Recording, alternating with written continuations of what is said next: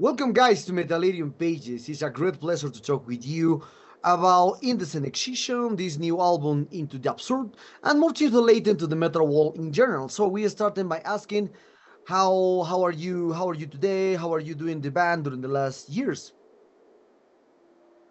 Everything good over here. I hope you are doing well there, and thank you for the invitation here. And the band is alive. We are, of course, struggling a bit, and we are slow, but we are here. Finally, back with.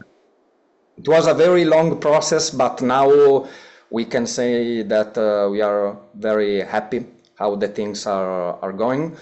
We just finished in April a tour with Putridity also, other band I play, and now our album is finally out after I don't know how many years of working, but 4 or 5 years maybe from composition and recordings and all the stuff.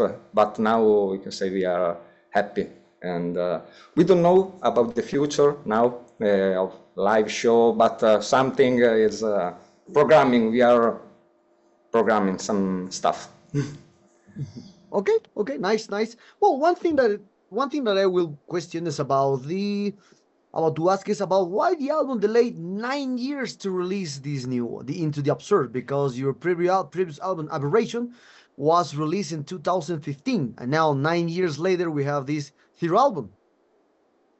Oh well, it was a little bit a long process because after we released Aberration, soon after the drummer left the band, so it was took a bit of time to find a new one. And then we learned things from Aberration, from the recording process and also the songwriting modus, how we would like to do it better next time.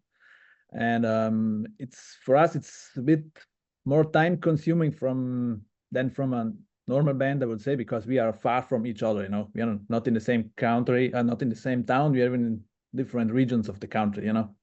So we cannot meet so often. Because we wanted to learn together the songs in the rehearsal room, so it took a while to get that done.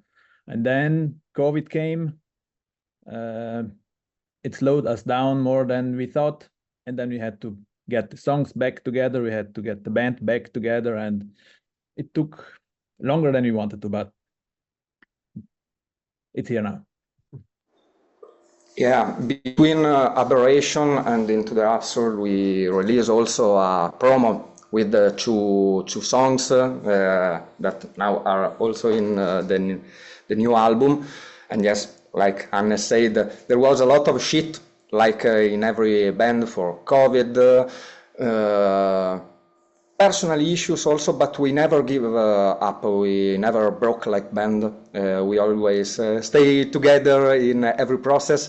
I remember, just to say something, that during the COVID, me and Hannes on video call to write down the tab with a very shit connection, with Hannes playing very slow the riff. I see all blurry and try to transcribe all, but was slow, but very intense, because in this album that we are very proud of this, everything have a story, from the drum section, the bass section, the pictures inside, the lyrics also, everything. So we took a long time also because we stay a lot on working on this album. Okay. So talking about especially for this new album, are all songs, or did you rescue any compositions that were left of the previous albums? Are all songs new? They're all after Aberration. There is nothing that was left over from there. Also, you can hear it's a bit different from the style. It's a kind of evolution, maybe. I don't know how you can call it, but it's a bit different. And the two songs on the promo, that was the change. That was a little bit we wanted to step up. So it's all new stuff from there after Aberration. Yes, that at last it was really a change, but just an evolution. We stop to make more slow parts, and we just keep on going more fast because it's what we want to do now, going more fast also. Okay. It's the challenge to get better every time. Okay, nice, nice. No, so talking about now, many bands and musicians see each album as a child, each one special in its own way. It's a bit of cliche to say that each album is the best, the band's best, but do you consider this third album is your best work to date? If so, what are the reasons that make this your best album? It's, as you say, of course, the newest album is always the one, the freshest, so you're the most happy with it. But this one for me, as I started the band, this one is for me the first real album where everyone really did their own job on the album. The first album was just me writing all the songs and Matteo the vocals. The second album almost similar, and this one it's really I mean, I wrote most of the structures and things, but Giancarlo wrote all the bass lines, the drummer wrote all his drum parts, and it's more work together. So this one is the most, let's say, complete album where everyone collaborated the most. So it's, from that point of view, it's of course my favorite. Of course, the first album is always something special because you do something out of nowhere and you don't really know how to do things. So also that one is very important, but it's more raw production, raw. It's, you don't know how to do things. It's cool how it went out, but this one, it's the most satisfying how it came out for me. Yes, for me is the same. It's a similar way because one of my favorite Indecent Excision album is the first one. Also, if I didn't play in that album, but because there was the root of all. Then with Aberration, I just started to understand the band, and after I start to write my lines. Also in this album, I wrote a lot of lyrics. And we are so happy about this because really everyone in the band collaborate in the same way. So it's great. Okay, talking about lyrically from this new album, what themes do you explore on this new album? Where does the inspiration came from, and why do you choose the name Into the Absurd? This album was built into the absurd. You can start Hannes talking about but really all was into the absurd for this album. Well, it is the title matches the process of how it came alive, and also it's the lyrical topics we talk about. It's for me from the beginning of the band. I associate this music with psychological, like evil of people. You know, I like a lot to study real crime things, and so serial killer things, and like it's more about the abstract mental sickness of people than just gore things. So also our artwork's a bit abstract. Like the cover is a face, a distorted face. It's something more internal than external, you know. And but this time, Giancarlo wrote a lot of lyrics. Maybe he want to talk a bit about the lyrics. So yes, mainly the lyrics of the song like Hideous, Type Full Flesh, Psychotic, Into the Absurd, and Ritualistic are talking about serial killer, sacrifice, and especially the mood and the ritualistic attitude before and after a murder or a sacrifice. So in that song you can figure out a lot of this kind of scene. So he's going to talk a lot of this kind of stuff, but not only, because there is not a real concept, because in a lyric we are talking about some of the myth of our culture in Dolomites, for example, talking about witches and other stuff. In another song we are talking about army mace. I don't know if remember that serial killer that wrote on the web that he is looking for a guy to be eaten, and is very curious, like this guy choose to be eaten like a sexual desire, knowing that is going to be the last desire because he's going to die at last. So it's a lot of kind of stuff like that.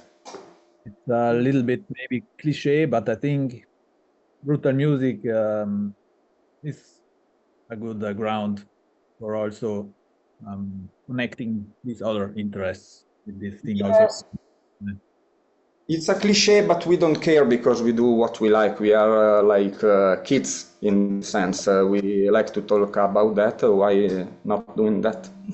Why not? The lyrics are a frame around the music, I think, because lyrics are not that main important. It gives something additional to the music. If you want to explore, you can, but the music is what matters most. This brutal death metal scene, I think there are not many people who really goes into the lyrics, but there are. If you can, you do.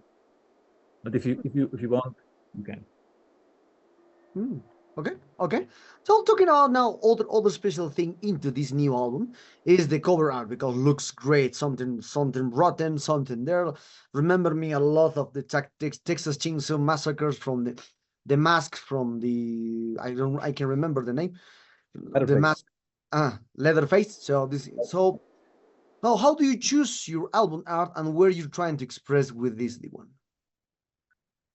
Okay, the choice is a little bit strange because we always what we wanted is not an artwork that's really classical brutal death artworks who like choose an artist, the one maybe right now is trendy and let's make an artwork by him. Sure, it turns out good, but it's maybe just something you have already seen, you know.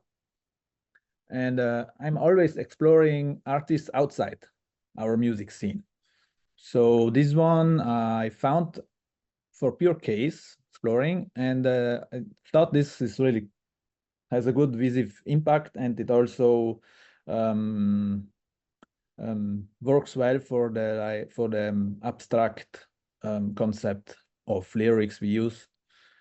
I mean, you know, I explained before the psychological transformation of a person becoming evil, and it's a representation maybe of this.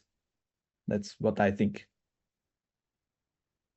It's the artist, it's Matthew Lombard from Canada. He's a photographer, and it's actually a photography. It's he took this photo with a model, and then disfigured it with his techniques. Looks like old photography mixed with modern, as you say, like looks like an old photo. Be different. Okay. Okay, this new album received let me wait. Okay, talking about now, how do you feel the reception of your fans to this new album has been so far? What have been reviews been like? Do you usually read reviews or criticism that are uploaded online? How do you take it? We read some comments and some review. At the beginning, we didn't know really, because especially with the mixing and with the mastering, we did something different from the past. But we saw that there is a very good feedback, so we are very happy about this. Also, I did some experiment with the bass, because as you can listen, the bass is really present, and that just came from an inspiration from Prophecy, because when I listen the album, I also if it's totally different the kind of music, I feel that bass really central, and we try to do that. Also with the mixing and the mastering, because the two studios where we produced this album are out from the metal music and from the extreme metal music, because Mago Studio, the one that recorded our album, is not into brutal death metal and other kind of music, and also the guy that mastered our tracks, Gianni Peri, is a friend of the guy that make us the video, and he's into a totally different kind of music, but I listened to his master before and I understand, shit, this guy is making a very powerful sound, and let's try this. And so all the mix of this stuff is going to have a good feedback. So we are just looking, checking, and we are also surprised by this. I wanted just to say, with all these things Giancarlo said, we didn't know what to expect. You know, if it will be nicely accepted or maybe not. So from my side, I'm very curious to read reviews and comments, even if they are bad. It's okay. I mean, it's something we did. It's our work, so of course, I love reading it. I'm curious what people think. You know. Someone don't like, someone like, but we are okay also if someone don't like. Fortunately, there is someone that don't like. Okay. So talking about the promotion of this Into the Absurd, what kind of plans do you have for this new album, for the band?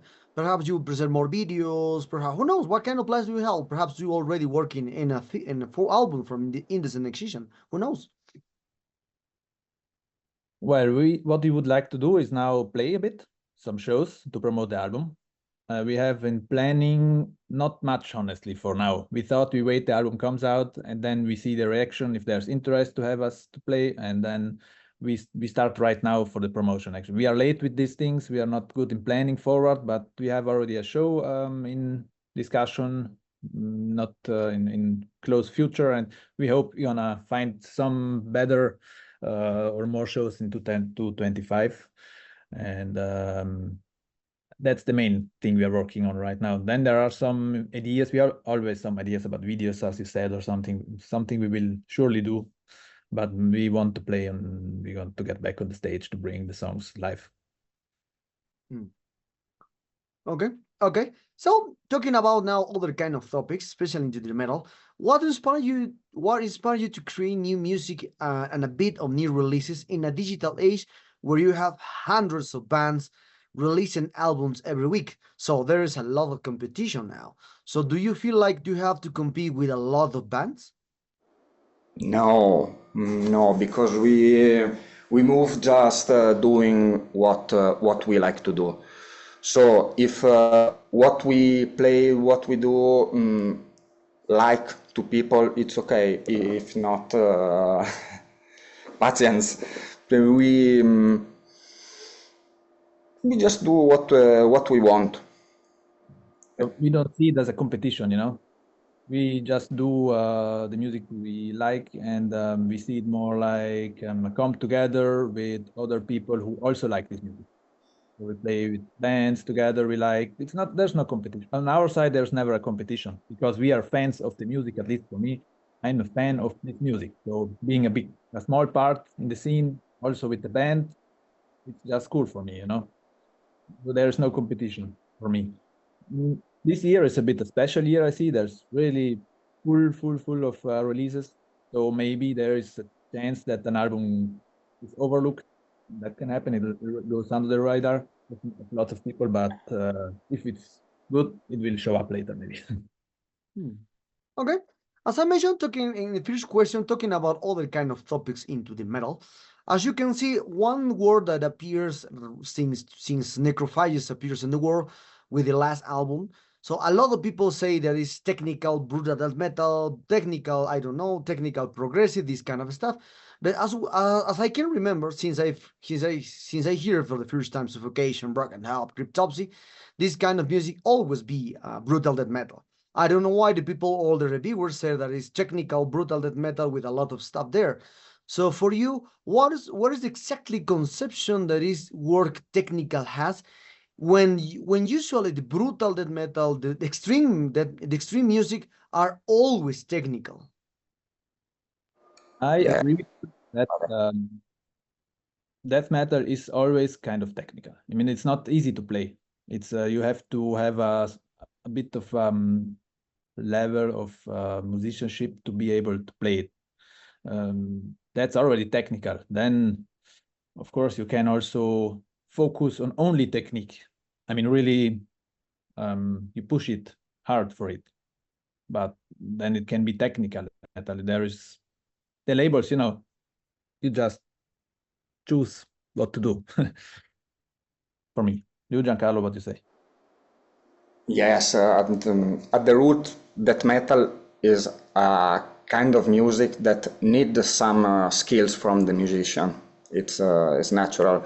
Now, I think that technical death metal is called like that for a lot of harmonized guitar solo parts, the production, also the mixing. I don't know. In our case, because some people say that this our new album is technical, we didn't thought about that. We just play it in the same way, and maybe, to be sincere, the mix and the master make it more technical. I don't know. In the studio, for example, we play all by click, the drummer use click, etc. But live, we don't use click, we don't use nothing. We play totally pure. So maybe it's going to be less technical when we play live. I don't know. Okay. So speaking of one thing into the brutal death metal in general, all these the introduction themes, talking about like Mortician in the 90s, put a lot of movie introductions from Italian movies, horror Italian movies, and a curious fact with this, it is strange that almost all these kind of musicians, all musicians or fans like me or this musical style of the brutal death metal are always related to this type of underground films with the world of horror, terror, I don't know, a lot of stuff. So how do you see this detail of the bands and fans who have that predilection for that wars of the 70s and 80s horror movies? Do you think we have something wrong on our heads or lean towards blood, guts, etc.? I think there's something wrong with us. Oh, joking. I think once you are into this kind of you like horror movies, it's you have the taste for the macabre and these things, for the rotten, for the evil things. It's curiosity, and this music, it's thematically similar, maybe you watch a horror movie, you like to be scared. If you listen an aggressive music, you like to get aggressive or expressing bad feelings, I think it's connected, but I don't think it's someone is wrong in the head. It's a hobby, it's a matter of taste. Of course, it is connected. I think it's very two different art kinds of art, but they are related, I think.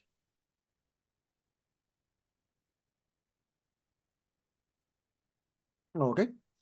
So, well, talking about one of the last questions for this interview, how do you see now the scene in Italy from your perspective, talking about rock and metal? Do you feel the pandemic brought negative consequence, as in many places where touring is now expensive, for example? Maybe Giancarlo knows better. He plays a bit more than me because he plays in two bands, so he has more knows a bit better. What? How the Italian scene is right now, if the pandemic made it worse? In the music, I think people get more slow now. Is going after the pandemic is going to use more computer stuff like that, and it's going to become more lazy. But at the same time, people want to listen more music. So now, after this, the situation in Italy, I think, is going to be really good. There are a lot of gigs, a lot of bands that are making stuff. So I think it brings shit, but also good. Okay. And now we are talking about. I remember when I spoke with when the guitarist from Hideous Divinity, and I mentioned that the brutal death metal scene has a brutal sound. It's very different from the Colombian or from the US, the great two countries into the brutal death metal world. So for you and into your perspective, when you are composer, do you think that the brutal death metal scene from Italy has their own sound into this style? Yes, I think there is one reason for many bands to have the same sound, typical Italian brutal death metal sound, is because there is one big famous studio. It's not big, but it's famous, that where many bands recorded in the same studio. And the studio have, we also recorded the previous album. It's called 60 Stellar Studios, and where many bands recorded. And this studio gives their own sound to the scene, no? Or it's like the Morrison studio in the 90s in Florida, you know. It gives in all these bands not the same sound, but its own fingerprint, let's say. So you have this could be a reason. I don't think that bands go look for the same sound of another band or so. I think this is one I can imagine could be why it's the Italian metal scene. Yeah, despite often the production is going over the composition when the standard is too much hard in this way. Anyway, in the 80s, 90s, we got a lot of good death metal bands that now are not known anymore, like Distruzione, Agonia, and other bands.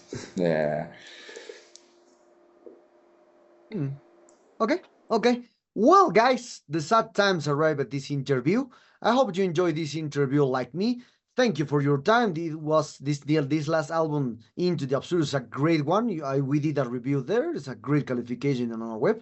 So perhaps do you want to add something to your Latin American fans to expect someday Indecent Excision came here from a Latin tour? Who knows? And obviously, Metallerium followers. Well, first, I would like to thank you to invite us. Also for the nice review. I read it. I I understand not everything, but most part, because the Spanish I know I understand a little bit, and it's very nice, and the long review.